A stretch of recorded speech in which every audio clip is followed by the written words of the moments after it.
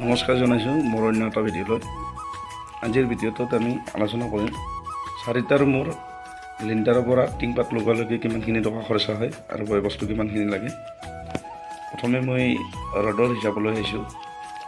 Road মই 8 mm road আনিছোঁ 40 piece, আৰু এই 40 পিচেৰে মোৰ ফ্ৰেমৰ ওপৰৰ লিণ্টাৰ আৰু ওপৰৰ গলাগাল আৰু দুপাত কেঞ্চি এইখিনি মোৰ হৈ যাব। আৰু এই 40 পিচ ৰডত 9,200 টকা খৰচ হৈছে। আৰু 10 mm আনিছোঁ ফ্ৰণ্টৰ যিটো বাৰাণ্ডাৰ লিণ্টাৰ আছে, এই বাৰাণ্ডাৰ লিণ্টাৰৰ কাৰণে 6 পিচৰ ৰড আনিছোঁ 10 mm। ইয়াতে খৰচ হৈছে 1,980 টকা।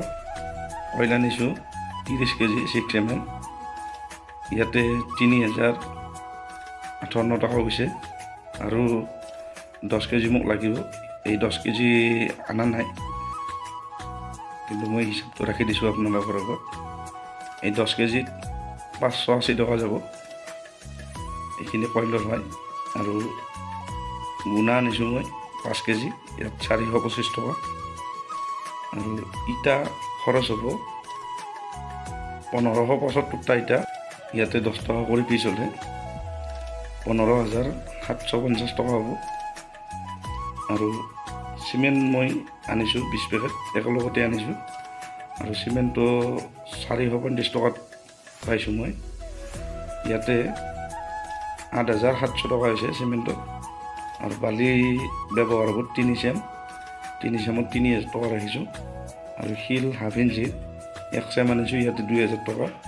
আৰু 3/4 আনিছোঁ মই 75 পইণ্ট, এইটো অটৈ দি আনিছোঁ, ইয়াত 1,700 টকা। আৰু মুঠ গোটেইখিনি মিলাই মুঠ টকা হ'ল 46,393 টকা। এইটো লিণ্টাৰৰ পৰা টিংপাত লগোৱালৈকে এইটো হিচাপ হয়। আৰু এই ঘৰটোৰে মই কেইবাটাও ভিডিঅ' দিছোঁ, আৰু গোটেইকেইটা ভিডিঅ'ত মই হিচাপটো ৰাখিছোঁ। এটা মই ফাউণ্ডেশ্যনৰ পৰা পিনটোলৈকে হিচাপ দিছোঁ, পিনটোৰ পৰা ফ্ৰেমৰ গাঁথনি, ফ্ৰেমৰ লেভেললৈকে গাঁথনি, এইটো মই হিচাপ ৰাখিছোঁ এটা। আৰু ইয়াৰ পৰা ফ্ৰেমৰ ওপৰৰ পৰা টিংপাত লগোৱালৈকে এইটো আপোনালোকক মই হিচাপটো আজি দিলোঁ। আৰু গোটেইখিনি আপোনালোকে যোগ কৰি ল'লে হিচাপটো পাই যাব। আৰু মোৰ ভিডিঅ' আপোনালোকে যদি চাই ভাল পায় এটা লাইক কৰিব, আৰু চেনেলটো নতুনকৈ চাই আছে যদি চেনেলটো ছাবস্ক্ৰাইব কৰি ল'ব। আৰু আগলৈ আপোনালোকে এনেকুৱা নতুন নতুন ভিডিঅ' বনাই থাকিব। আৰু আজিৰ ভিডিঅ'ত মোৰ ক'ব লগা ইমানখিনিয়ে। ধন্যবাদ।